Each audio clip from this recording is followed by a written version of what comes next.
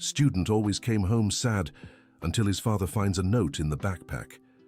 Michael stopped breathing for a moment when he saw the tears in his son's eyes for the third time that week. Ethan had just come home from school, once again, wearing that heartbroken expression that shattered his father's heart. "Son, did something happen at school today?" Michael asked, crouching down to the 11-year-old's level. "No, Dad, everything's fine," Ethan murmured, avoiding his father's gaze as he took off his backpack. But Michael knew everything wasn't fine. For 3 weeks, Ethan's behavior had completely changed. The boy who used to rush home to talk about recess games and homework now arrived in silence, barely ate dinner, and spent afternoons locked in his room. "Ethan, you know you can talk to me about anything, right?" Michael insisted, gently touching his son's shoulder. The boy just nodded and walked to his room, leaving his backpack tossed on the living room floor. Michael stood there, staring at the black backpack that seemed to carry more weight than just school books. That night, after Ethan fell asleep, Michael stayed awake, thinking. His wife Jennifer had passed away 2 years earlier in a car accident, and since then, he had tried his best to be both father and mother. He worked as a sales clerk at a hardware store in downtown Indianapolis and always made it home in time to pick up his son from school. The next morning, Michael woke up determined to find out what was going on. He made breakfast as usual, but noticed Ethan barely touched his toast. "Dad, can I skip school today? I don't feel so good," Ethan said, stirring his cereal without eating. "What's wrong, son?" "My stomach hurts." Michael felt the boy's forehead, but there was no fever. Something was definitely wrong, but he couldn't figure out what. "Come on, you can't miss school. You've already missed 2 days. This month," Michael said, trying to keep his voice firm but gentle. The drive to school was silent. Ethan stared out the car window with an expression Michael had never seen before, a mix of fear and sadness that made him want to turn the car around and go home. "Son, are you sure you don't want to tell me what's going on?" "I'm sure, Dad, everything's fine," but nothing was fine. Michael knew his son better than anyone in the world, and he could tell Ethan was hurting. Dear listener, if you're enjoying the story, don't forget to like and especially subscribe to the channel. It really helps us as we're just starting out. Now, back to the story. After dropping Ethan off at school, Michael went to work, but spent the whole day worried. He tried to focus on helping customers, but his mind kept drifting back to his son. During lunch, he called the school. "Good afternoon, this is Michael Wilson, Ethan Wilson's father from 6th grade. I'd like to know how he's doing today." "One moment, please," the secretary said. Michael waited a few minutes until the voice returned. "Mr. Wilson, Ethan is fine. No incidents have been reported today." "Incidents?" Michael's heart raced. "What kind of incidents?" "Oh, sorry, just a figure of speech. He's fine, participating normally in class." When Michael picked Ethan up in the afternoon, the boy walked out slowly, head down. In the car, silence settled between them again. "How was school today, son?" "Fine." "Did you do anything interesting?" "No." Michael sighed. It was like talking to a wall. When they got home, Ethan went straight to his room, once again leaving his backpack on the living room floor. During dinner, Michael tried a different approach. "Remember when you were 7 and got scared of the clown at your cousin's birthday party?" Ethan looked up from his plate for the first time. "I remember. You were afraid and didn't want to tell me, but I noticed. And when we talked about it, you felt better, remember?" "I remember, Dad. Sometimes when we keep things to ourselves, they grow bigger and scarier than they really are." Ethan pushed his food around the plate, seeming to consider his father's words. "Dad, what if someone does something and says I can't tell anyone?" A chill ran through Michael's stomach. Those words set off every protective father alarm in him. "Son, there are no secrets between us. If someone's asking you to keep quiet about something that makes you sad or scared, you need to tell me." "But what if they say something bad will happen if I tell?" "Ethan, look at me." Michael stood and walked over to his son. "No matter what anyone says, I'm your father, and I'm here to protect you. Nothing bad will happen if you tell me the truth." The boy seemed to wrestle with himself for a few minutes, his eyes filling with tears. I can't, Dad, I'm sorry." And once again, Ethan left the table and went to his room, leaving Michael with more questions than answers. That night, Michael barely slept. He kept imagining all the possibilities of what could be happening to his son. Was it bullying? Was a teacher being harsh? Was Ethan struggling with his schoolwork? The next day, Michael decided to take action. He arrived early to pick Ethan up from school and went straight to talk to the teacher. "Mrs. Barbara, I'm Ethan Wilson's father. Could I speak with you for a few minutes?" Mrs. Barbara was a woman in her 50s, with graying hair and glasses. She smiled when she saw Michael. "Of course, Mr. Wilson. How can I help you?" "Ethan's been coming home very sad these past few weeks, and I was wondering if you've noticed anything different in his behavior at school." Mrs. Barbara seemed to think for a moment. "Well, now that you mention it, I've noticed Ethan's been quieter in class. He's always been a participative boy, but lately he's been more reserved. Do you have any idea what might be going on?" "Honestly, no. He hasn't caused any trouble and his grades are still good. Maybe it's just a typical phase for his age." Michael wasn't convinced by that explanation, but he thanked her and left. When Ethan came out of school, Michael watched carefully for any odd interactions with other students, but everything seemed normal. During dinner that night, Michael tried a new strategy. "Son, how about we go to the mall this weekend? It's been a while since we did something together." "I don't know, Dad. I think I'd rather stay home." That made Michael even more worried. Ethan had always loved going to the mall, especially the game store. The fact that he refused was another sign something was very wrong. "Ethan, are you sick? Should I make an appointment with Dr. Richard?" "No need, Dad, I'm fine." But Michael could clearly see his son wasn't fine. The boy had lost weight, had dark circles under his eyes, and showed no interest in things that used to make him happy. That Friday, things reached a breaking point. Ethan came home with red eyes. Clearly, he'd been crying. When Michael asked what happened, the boy just shook his head and ran to his room. Michael stood in the living room staring at his son's backpack on the floor.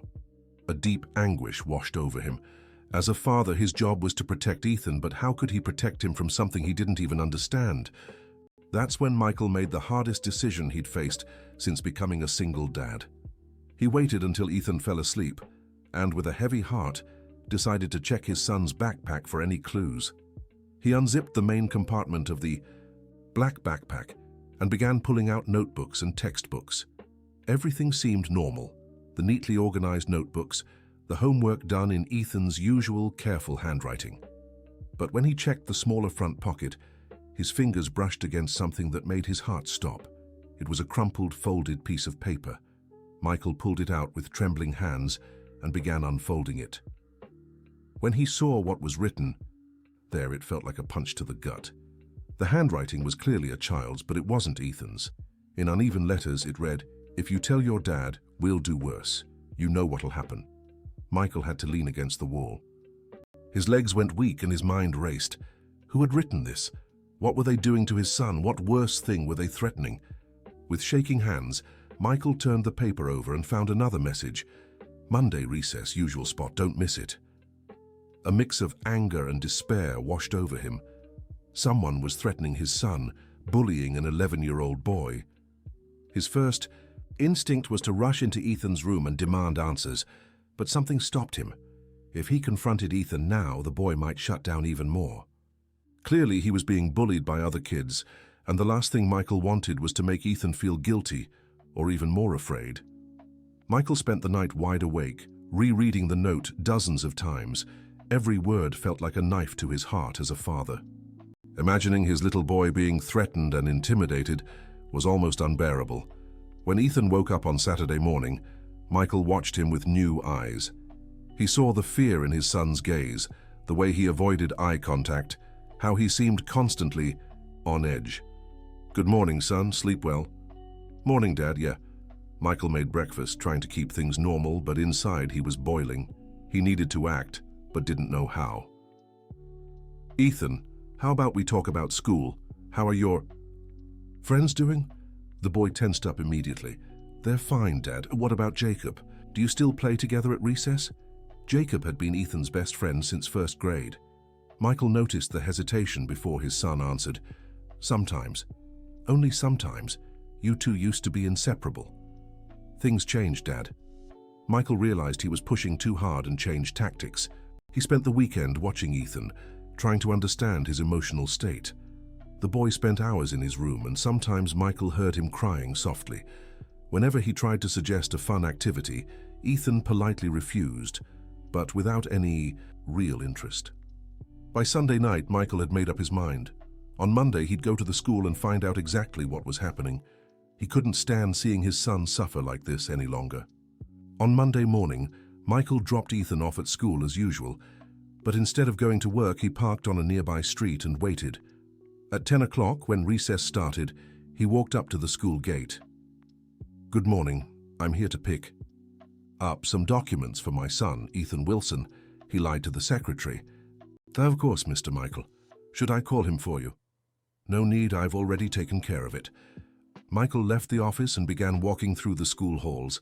He could hear the noise of kids playing outside. He followed the sound and, from a window, started watching the recess. It took him a few minutes to spot Ethan. When he did, Michael's heart clenched. Your son was alone, leaning against a wall, far from the other children playing and running around the schoolyard.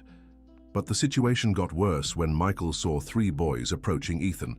Even from a distance, it was clear this wasn't a friendly approach.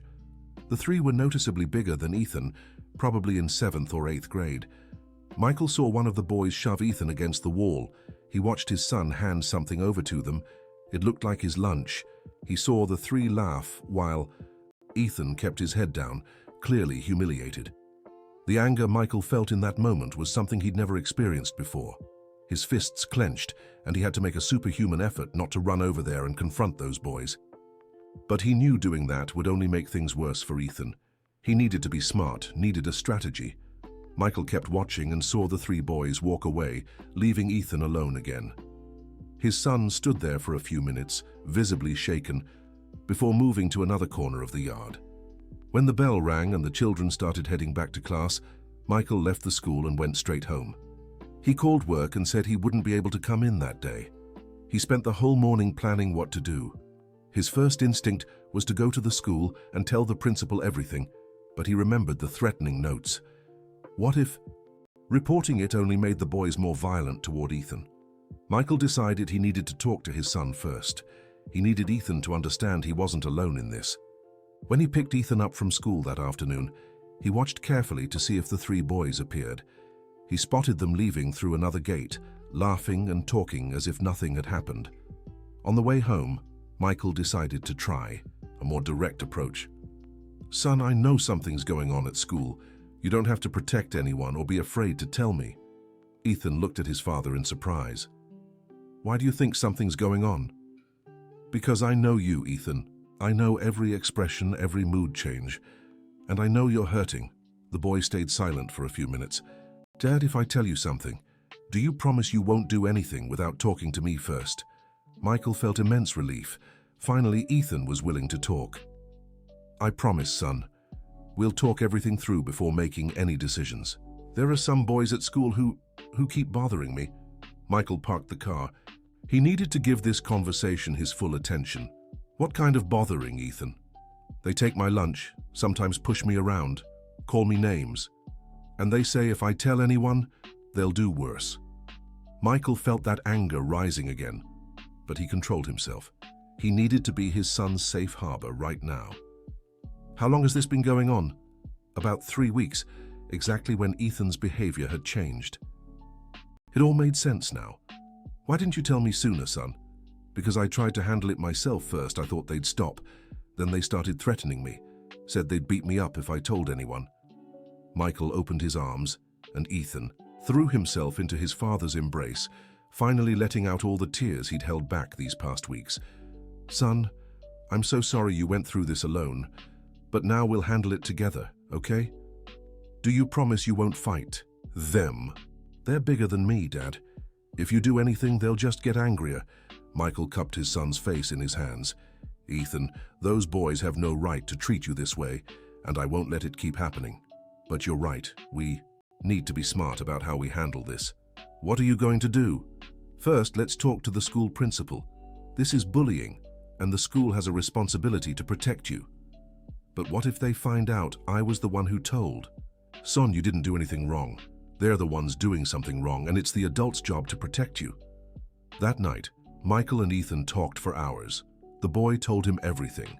How the three boys were named Tyler, Brandon and Connor, how they always chose moments when no teachers were around, and how they threatened Ethan if he tried to get help. They said if I told anyone, they'd beat me up after school, and that they know where I live. Michael felt a chill down his spine. The situation was more serious than he'd thought. Son, from now on, I'll pick you up right outside your classroom every day, and we'll resolve this as quickly as possible. The next morning, Michael took time off work and went with Ethan to the school. He scheduled an urgent meeting with the principal. Principal Margaret, I need to report a serious bullying situation involving my son. Principal Margaret was a stern woman in her 60s who had run the school for over 20 years. Please tell me what's happening, Mr. Wilson. Michael recounted everything Ethan had told him, even showing the threatening notes he'd found in the backpack. This is very serious, said the principal, examining the notes. I'll call those 3 students and their guardians in for a meeting today. Principal, my son is afraid of retaliation. How can we ensure his safety? Mr. Wilson, we have a strict anti-bullying policy. These boys will be suspended, and their parents will be informed about the legal consequences of harassing a minor. Michael felt relieved, but Ethan still seemed worried. Aunt Margaret, what if they get mad and try to hurt me later? Ethan, that won't happen. I'll speak to each of them personally and make it clear that any retaliation will result in immediate expulsion. The meeting lasted an hour, and when they left, Michael felt more hopeful. Finally, they were taking action, but the problems were only just beginning. Dear listener, if you're enjoying the story, please take a moment to like and especially subscribe to the channel. It helps us a lot as we're just starting out. Now, continuing. That Tuesday afternoon, the principal called Michael. Mr. Wilson, I need to inform you that there's been a complication. I spoke with the 3 boys and they denied everything. They said they never threatened Ethan and that the notes weren't written by them. Michael felt his blood boil. But principal, the notes are clear proof of what's happening. Yes, but without a witness or more concrete evidence, it's difficult to take severe disciplinary action. I'll increase supervision during recess and talk to the teachers to be more vigilant. And that's it? For now, that's all I can do within school policy. If there are further incidents, I can act more firmly. Michael hung up frustrated. It felt like he'd hit a wall. How could the school fail to protect an 11-year-old? When he told Ethan about the outcome, the boy wasn't surprised. I knew they'd deny it, Dad. They're smart. They always do things when no one's looking. Garston, this doesn't mean we're giving up. We just need to find another way to fix this. But Michael was lost. He didn't know what else to do. He talked to some friends, searched online, trying to find a solution that would protect Ethan without putting him in more danger. On Wednesday, things got worse. Ethan came home with his shirt torn. What happened, son? They cornered me by the bathroom exit and said I'd pay for snitching on them to the principal. Michael saw red. He was tired of trying to resolve things through official channels. Where are they now? Dad, you promised you'd talk to me before doing anything. Michael took a deep breath. Ethan was right. He needed to stay calm and think rationally. Son, this can't go on. I'm going back to the school tomorrow and demanding they take stronger action. But when Michael arrived at the school on Thursday morning, he received news that made him even angrier. Mr. Wilson, said Principal Margaret, unfortunately I can't take harsher measures against these students without more concrete evidence. Their parents made it very clear they'll sue the school if I suspend their children without definitive proof. Principal, my son's torn shirt isn't enough proof? Ethan said he got hurt playing during recess. There are no witnesses to what really happened. Michael realized he was being too politically correct. The bullies' parents were shielding their kids with legal threats while his son continued to suffer. And what do you suggest I do? Wait until my son ends up in the hospital before taking action? Mr. Wilson, I understand your frustration, but my hands are tied. All I can do is promise we'll increase supervision. Michael left the school more frustrated than ever. It felt like the whole system was against him and his son. That night, he talked at length with Ethan about possibly changing schools. "Son, maybe it's better for you to study somewhere else, at least until we resolve this." "Dad, I don't want to leave. My friends are there and I like the teachers. Why should I have to go because of them?" Ethan was right. It wasn't fair that he had to give up everything because of the bullies. "Then we'll find another solution." Michael spent the night researching bullying and student rights online. He discovered there were specific laws about school harassment, and that the school had a legal obligation to protect students. On Friday morning, Michael decided to take stronger action. He went to the police station nearest the school. "Officer, I'd like to file a report against 3 minors who've been bullying my son at school." The officer, a man in his 50s, listened carefully to Michael's account. "Mr. Wilson, I understand your concern, but bullying cases involving minors are complicated to handle criminally. We usually try to resolve them first through the school's administrative channels. I've already tried that. The school isn't taking effective action. I'll file the report, but I should warn you the process could be long and complicated." Michael left the station with the report in hand, but little optimism. It felt like he was going in circles. When he picked up Ethan from school that afternoon, he saw something that made his blood run cold. The 3 boys were near the gate, staring right at him with malicious grins. It was as if they were mocking all his efforts to protect his son. "Dad, they're looking at us," Ethan whispered, clearly nervous. "Ignore them, son. Let's go." But Michael knew the situation was spiraling out of control. The boys weren't afraid of anything. They knew the system was on their side. Over the weekend, Michael noticed Ethan getting worse. The boy barely spoke, refused to eat properly, and spent most of his time locked in his room. "Son, you can't let these boys destroy your life like this." "Dad, I just want it to stop. I'm tired of being scared all the time." Michael saw tears in his son's eyes and felt like he was failing as a father. His job was to protect Ethan, and he wasn't succeeding. On Sunday night, Michael made a decision. He would go straight to the parents of the 3 boys. Maybe by talking father to father, he could resolve the situation. On Monday morning, instead of going to work, Michael went to the school and asked the office for the contact information of the guardians of Tyler, Brandon, and Connor.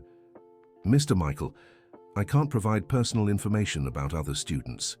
Then asked the principal to call them and schedule a meeting with me. "I'll see if that's possible." After much insistence, the principal agreed to schedule a meeting for Tuesday afternoon with the parents of the 3 boys. Michael spent the night preparing what he would say. He knew this might be his last chance to resolve things civilly. On Tuesday, Michael arrived at the school 15 minutes early. He wanted to be ready to face the situation. The principal greeted him in her office along with 6 other people, the parents of the 3 boys.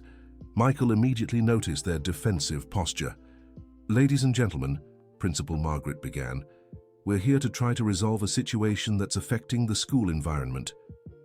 "Principal," interrupted one of the fathers, a tall, well-dressed man, "I want to make it clear from the start that my son did nothing wrong. And I won't accept false accusations." Michael felt the hostility in the air before he even spoke. "Sir, my son has been bullied by your children for over a month. I have proof." "What proof?" asked one of the mothers, a blonde woman. With an arrogant tone, Michael showed the threatening notes. "That doesn't prove anything," said the third father. "Any kid could have written that." "My son came home with torn clothes after being threatened by your children." "Kids play, they get hurt, that's normal," the blonde mother shot back. Michael realized he was losing patience. These parents were clearly willing to protect their children at all costs, even knowing they were wrong. "Everyone," the principal tried to mediate. "We need to find a solution that works for all." "The solution is simple," said the tall father. "If the boy isn't adjusting to this school, maybe he should look for another one." Michael couldn't hold back anymore. "How dare you suggest my son change schools because your kids are bullies?" "Watch your words," the third father threatened. "I won't let you call my son a bully." "Then what do you call a boy who threatens a younger child and steals their lunch by force?" "That never happened," the blonde mother said. "And if you keep spreading lies about our kids, we'll sue for defamation." Michael saw he was in an impossible situation. These parents weren't just protecting their children, they were threatening him. The meeting ended with no resolution. The bullies' parents made it clear they wouldn't accept any disciplinary action against their kids and threatened to sue both Michael and the school if the false accusations continued. Michael left the school devastated. It felt like he'd lost an important battle. He didn't know what else to do to protect his son. When he told Ethan about the meeting's outcome, the boy wasn't surprised. "I knew it wouldn't work, Dad. Their parents are just like them. Son, we won't give up. I'll find another way." But Michael was out of options. He'd tried the school, the police, the bullies' parents. Nothing had worked. On Wednesday, things hit rock bottom. Ethan came home sobbing uncontrollably. "Dad, they said they're going to beat me up after school tomorrow. They said they're tired of messing with me." Michael felt like he was about to explode. He couldn't stay calm anymore. "Where are they now? Dad, please, don't do anything that'll make it worse for me." Michael looked at his son and saw the desperation in the child's eyes. Ethan was begging him not to make things worse. "Son, I can't let them hurt you." "Then take me out of school, Dad. I can't take it anymore." Michael spent the whole night thinking, maybe switching schools really was the only solution. At least Ethan would be safe. On Thursday morning, Michael called a few schools in the area looking for a spot for Ethan. Most had closed their classes, but one private school said they could take him. "Son, I found a school that can take you next week." "Which school, Dad?" "St. Joseph's School. It's a bit farther, but it seems like a good place." Ethan stayed silent for a few minutes. "Dad, I don't want to change schools because of them. That means they won." "Son, sometimes in life we have to make tough choices to protect ourselves. It doesn't mean they won. It means we're smart enough to walk away from a bad situation." "But what about my friends and the teachers I like?" Michael could see he was breaking his son's heart, but he didn't know what else to do. "You'll make new friends, son, and you can still see the old ones outside of school." That Thursday, Michael went to Ethan's school to inform the principal of their decision. "Mr. Wilson, I'm so sorry it's come to this," said Principal Margaret. "Principal, you know this isn't fair. My son is being punished for being a victim. I know, and I feel terrible that we couldn't resolve this in a better way. Why do those boys have more rights than my son?" The principal sighed. "Mr. Wilson, sometimes the system fails. I wish I could do more, but my hands are tied by legal issues and pressure from other parents." Michael left the school with a mix of anger and sadness. It was unbelievable that in a civilized society, an 11-year-old had to leave his school because he was being bullied. That night, Michael explained all the details of the transfer to Ethan. "On Monday, you'll visit the new school. It seems like a good place with caring teachers." "Dad, are you sure this is the only way?" "Son, we tried everything. Unfortunately, sometimes the world isn't as fair as we'd like." Over the weekend, Michael helped Ethan prepare for the change. They bought new school supplies and visited St. Joseph's School. The new school was smaller, more welcoming. The principal, Mrs. Elizabeth, was a kind woman who made sure to personally show Ethan around. "Ethan, here we have a strict policy against any kind of bullying. You'll feel safe." For the first time in weeks, Michael saw a small spark in his son's eyes. "Mrs. Elizabeth, are the kids here nice?" "Yes, dear, and I'm sure you'll make plenty of friends." On Sunday night, as they packed for the first day at the new school, Ethan asked a question that caught Michael off guard. "Dad, do you think I'm weak for letting them bully me?" Michael stopped what he was doing and looked straight at his son. "Ethan, you're the bravest person I know. Facing what you did and still being able to talk about it takes incredible courage. But I couldn't stand up for myself. Son, you're 11. It's not your job to defend yourself against older, bigger boys. It's the adult's job to protect you. What if it happens again at the new school? It won't, but if it does, we already know what to do. And this time, we'll act faster and stronger." On Monday morning, Michael took Ethan to his first day at St. Joseph's School. The boy was nervous, but there was also a hopeful look in his eyes. "Dad, thank you for standing up for me." "Son, I'll always stand up for you. That's what fathers do." The first day at the new school went better than Michael had expected. When he went to pick up Ethan, the boy had a smile on his face. "How was it, son?" "It was good, Dad. The kids in my class are nice, and the teacher is really kind." Michael felt an immense relief. Finally, Ethan was safe and happy again. Over the first few weeks at the new school, Ethan flourished. He started eating properly again, sleeping well and sharing stories about his day. Michael saw the son he knew slowly returning, but the story wasn't over yet. About a month after the transfer, Michael got an unexpected call. "Mr. Wilson, this is Officer Catherine. Did you file a police report about bullying involving your son?" "Yes, I did, officer. I need to speak with you.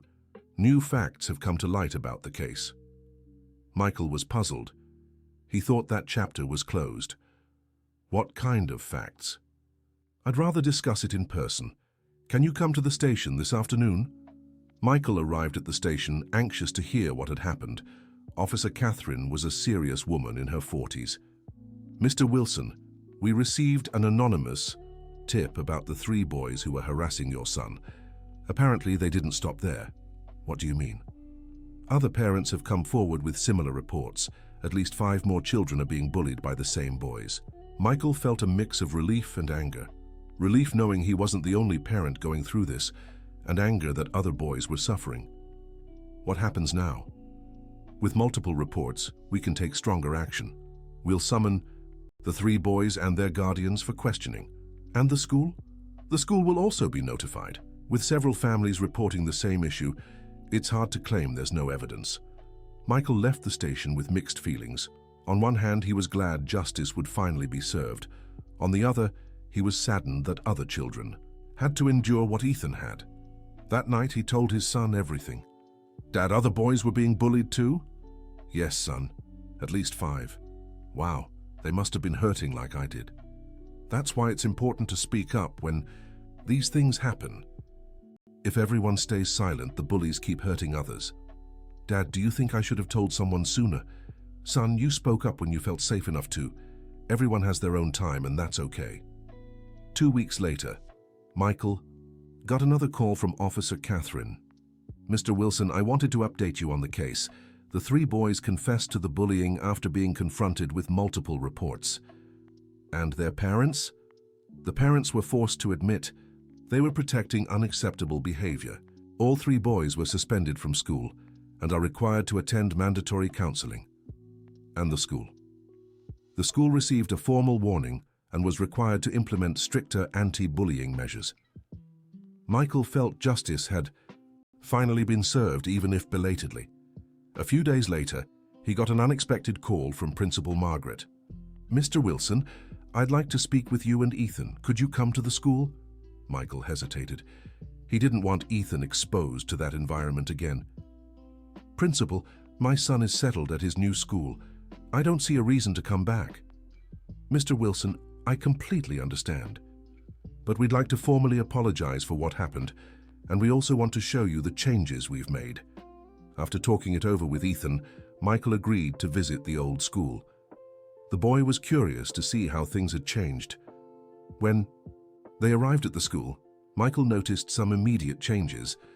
There were more staff supervising recess, and posters about bullying were scattered throughout the hallways. "Mr. Michael, Ethan," said Principal Margaret, "first, I want to apologize for what you went through here. I recognize we failed to protect Ethan properly." "Principal, what matters is that other children don't go through the same thing," Michael replied. "Exactly why we've implemented several changes. We now have cameras in the courtyard, more supervision during recess, and a clear protocol for handling any kind of intimidation." Ethan looked around with interest. "Aunt Margaret, what about the boys who bothered me? They don't go to school here anymore, Ethan, and they're getting counseling to learn how to treat others with respect." "Dad," Ethan whispered, "can I talk to my old friends?" Michael agreed, and Ethan went to reconnect with some classmates he'd left behind. Michael saw the joy on his son's face as he reunited with his friends, but he also noticed Ethan didn't seem eager to return to that school. "How's the new school, Ethan?" asked Teacher Barbara. "It's really good, Aunt Barbara. I like it there, but I missed my friends here too." After the visit in the car, Michael asked his son how he felt. "It was nice seeing everyone, Dad, but I don't want to go back to school there." "Why, son?" "I can't really explain. It's like that place brings back bad memories. At the new school, I feel safe." Michael understood perfectly. Sometimes, even when problems are resolved, Emotional scars make it better to start fresh, somewhere else. 6 months after changing schools, Michael was proud to see how Ethan had fully recovered. The boy was happy, confident, and had made new friends. One afternoon, Ethan came home with news. "Dad, Aunt Elizabeth wants me to be part of a project about bullying at school." "What kind of project?" "She wants me to share my story with the new students so they know if something similar happens, they can ask for help." Michael was surprised. He hadn't expected his son to want to speak publicly about what he'd been through. "How do you feel about that, Ethan?" "At first I was nervous, but then I thought maybe my story could help other boys." "Are you sure you want to do this?" "I am, Dad, and I want you to help me prepare what I'll say." That night, father and son sat together to write Ethan's presentation. Michael was moved to see his son's maturity as he reflected on everything he'd experienced. "Dad, what do you think about starting by saying bullying can happen to anyone?" "I think that's a great idea, son. And that the most important thing is not to keep the pain to yourself?" "Perfect, Ethan." They spent several nights working on the presentation. Michael could see that talking about the experience was therapeutic for Ethan. On the day of the presentation, Michael went to the school to watch his son. He felt proud as Ethan spoke confidently to an audience of students and parents. "Hi everyone, my name is Ethan, and I want to tell you about a tough time I had at my old school," the boy began. Michael saw everyone listening intently. Ethan told his story simply and directly, explaining how he'd been bullied and how he'd overcome it.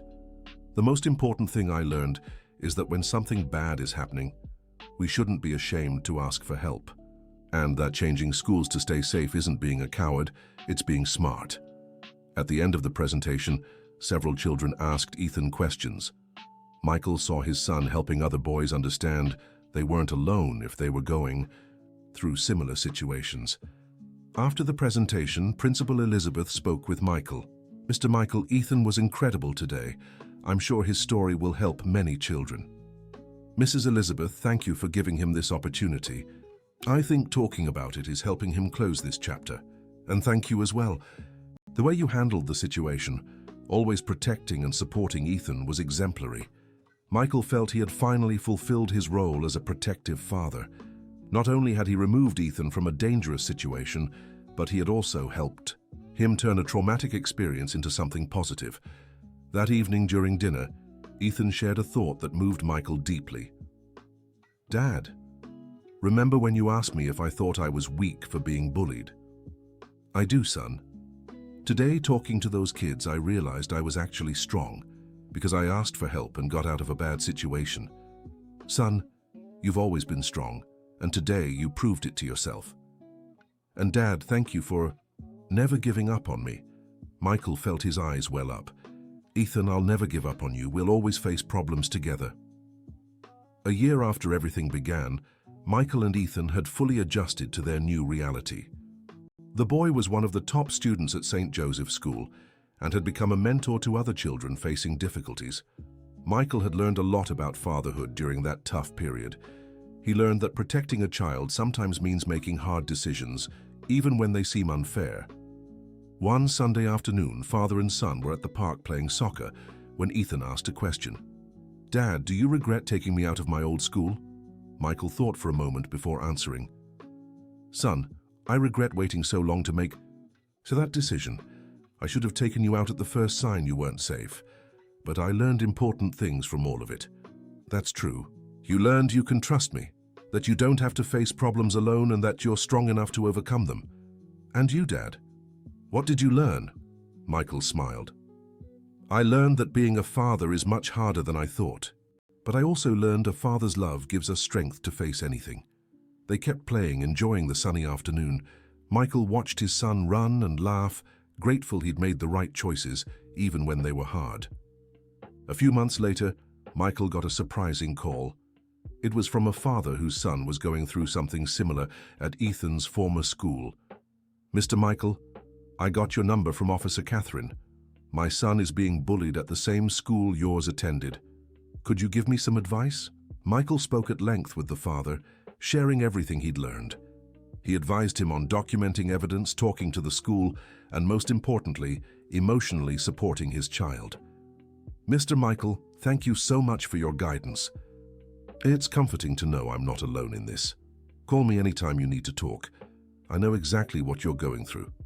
After that call, Michael realized his experience could help other parents. He talked to Ethan about starting a support group for families dealing with bullying. Dad, I think that's a great idea. We can help other kids like I was helped. Michael approached St. Joseph's School with the proposal. Principal Elizabeth was thrilled. Mr. Michael, having a group like this would be wonderful. Many parents feel lost when this happens to their children. They began by organizing monthly meetings at the school. Michael shared his experience. Ethan talked about how he had overcome the trauma, and other parents recounted their situations. The group grew quickly. Within a few months, there were already over 20 families participating regularly. Michael felt fulfilled seeing that he was turning his difficult experience into something positive for the community. During one of the meetings, a mother made a comment that deeply touched Michael. Mr. Michael, when my son started being bullied, I felt completely lost. I didn't know whether to go to the school, the police, or what to do. Your story gave me the guidance I needed. The important thing is not to face these situations alone, Michael replied. Together we can find more effective solutions. Ethan also became a role model for the kids in the group. Often the boys who were being bullied felt more comfortable talking to him than to the adults. Ethan, said a 10-year-old boy, during one of the meetings, were you scared to tell your dad what was happening? I was. I thought I'd disappoint him or that he'd be mad at me. What made you change your mind? When I realized my dad wanted to help me, not judge me, and that keeping it a secret was only hurting me more. Michael watched these conversations with pride. Seeing his son help other kids find the courage to talk about their problems was incredibly rewarding. The support group became a reference in the area. Other schools began reaching out to Michael to implement similar projects. He always accepted, remembering how alone and helpless he had felt during the crisis with Ethan. 2 years after it all began, Michael was invited to give a talk at the city's Department of Education about bullying prevention. Mr. Michael, said the education director, your experience and the work you've done with the support group have been crucial in raising awareness in our community about the importance of combating school bullying. Director, I appreciate the opportunity. I believe the more we talk about this, the more children will be protected. Michael carefully prepared his presentation, including not only his personal experience, but also data and statistics he had gathered through the support group. The night before the talk, Ethan helped him review the material. Dad, do you want me to come with you to the talk? I'd love that, son, but only if you feel comfortable.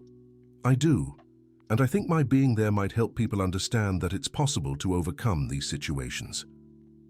On the day of the talk, Michael felt nervous seeing the audience, full of principals, teachers, parents, and even some council members. He had never spoken to such a large and important crowd before. Good afternoon, everyone, Michael began. My name is Michael Wilson, and 2 years ago I was just a desperate father trying to protect my son from a bullying situation that seemed impossible to solve. Michael told his whole story, from the moment he realized something was wrong with Ethan to the creation of the support group. He spoke about the mistakes he made, the lessons he learned, and above all, the importance of never giving up on protecting a child. What I've learned on this journey is that bullying isn't just a problem for the child being bullied. It's a problem for the entire school community, students, teachers, parents, principals, and we'll only be able to fight it effectively if we all work together. When Michael finished his presentation, Ethan stood up to speak. Hi, everyone. I'm Ethan, Michael's son. I wanted to say that everything my dad said is true, but I'd like to add one important thing. The room fell silent, listening attentively to the 13-year-old teenager. For a long time, I thought what was happening to me was my fault. That maybe I was too weak or too different, but now I know it wasn't my fault. And I want every child going through this to know it's not your fault, and you're not alone. The audience was moved by Ethan's words. Michael felt a surge of pride seeing his son's maturity and wisdom. After the talk, many people approached Michael to speak. Principals wanted to implement the support group project in their schools, and parents sought guidance about situations their children were facing. "Mr. Wilson," said one principal, "your talk made me reflect on how often our school may have failed to protect children who were being bullied. We want to change that." "The first step is acknowledging the problem exists," Michael replied. "From there we can work together to create effective solutions." Michael left the talk, feeling he had given greater purpose to all the suffering he and Ethan had endured. If their experience could help other families, then it had all been worth it. In the following months, Michael was invited to speak in several cities across the region. Whenever possible, he brought Ethan along. The two became a well-known duo for their anti-bullying advocacy. The support group they had created expanded and now operates in over 10 schools in the area. Michael coordinates the volunteer network, which includes parents, teachers, and even teenagers who have overcome bullying. One Saturday afternoon, 3 years after it all began, Michael and Ethan were organizing materials for another talk when the teenager made an observation that perfectly summed up their journey. "Dad, do you remember how sad and scared I was when this all started?" "I remember it perfectly, son. And do you remember how lost you felt not knowing what to do?" "I remember that too. It's amazing how something so bad turned into something so good. Now we help other families going through the same thing." Michael looked at his son, now a confident, mature teenager, and felt he had fulfilled his mission as a father. "Son, I think life has a way of turning our biggest challenges into our greatest victories. And Dad, thank you for never giving up on me." "Ethan, I'll never give up on you, and now neither of us will ever give up on helping other kids who need support." They continued organizing materials, preparing for another presentation that could change the lives of many families. Michael smiled, thinking about how a note found in a backpack had completely altered the course of their lives. Today, 4 years later, Michael works part-time at the hardware store and devotes the rest of his time to the anti-bullying project he created with Ethan. The teenager, now 15, is one of the most respected students at his school and plans to study psychology to continue helping others facing struggles like his. The bond between father and son grew even stronger through this process. They learned that together, they could overcome any challenge and that life's hardest experiences could become opportunities for growth and helping others. Michael often thinks back to that afternoon when he found the note in Ethan's backpack. That moment of discovery, which filled him with anger and despair, ended up being the starting point for a journey of resilience that transformed not only their lives, but also the lives of hundreds of other families. The support group they created has helped over 300 families, guiding parents and children through bullying situations. Michael keeps in touch with many of these families and takes pride in seeing how they've rebuilt their lives. During one of his recent talks, Michael was asked about the most important lesson from his entire experience. "The most important lesson I've learned is that protecting our children doesn't always mean fighting their battles. Sometimes it means having the courage to remove them from harmful situations, even when it feels unfair. And the second, most important lesson is that no child should face bullying alone. It's the responsibility of all of us, parents, teachers, principals, and society as a whole, to create safe environments where every child can learn and grow without fear." Ethan, who stood by his father's side during the talk, added, "And to the kids watching, I want to say one thing. If someone is making you feel bad at school, tell an adult you trust. It's not tattling, it's protecting yourself. And there's no shame in asking for help, it's smart." Michael looked at his son with pride. Seeing Ethan grow into a confident, mature young man eager to help others facing struggles was the greatest reward he could have as a father.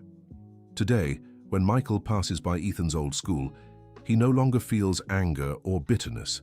He feels gratitude. Gratitude because that difficult experience led them to discover the strength they had as a family and motivated them to dedicate part of their lives to helping others. Ethan also holds no resentment for what he went through. On the contrary, he believes that experience made him a more empathetic person, determined to make a difference in the world. "Dad," Ethan said during a recent dinner, "sometimes I wonder where we'd be if that had never happened." "What do you mean, son?" "Maybe we'd never have discovered how strong we are together, and maybe we'd never have helped so many people. Michael smiled. Son, you're right. Sometimes the hardest experiences lead us to the most important places. And Dad, thank you for finding that note in my backpack. Why? Because it was when you found out what was happening that our lives really started changing for the better. Michael hugged his son, remembering that afternoon when his trembling hands unfolded a crumpled piece of paper that would forever change the course of their lives. Today, the note that once represented threat and fear is framed in Michael's office, not as a reminder of suffering, but as a symbol of overcoming and transformation. It represents the moment a father realized his greatest power wasn't in preventing problems, but in facing them alongside his son and turning them into opportunities for growth and helping others. End of story. Now, tell us what you thought of the story and where you're watching from.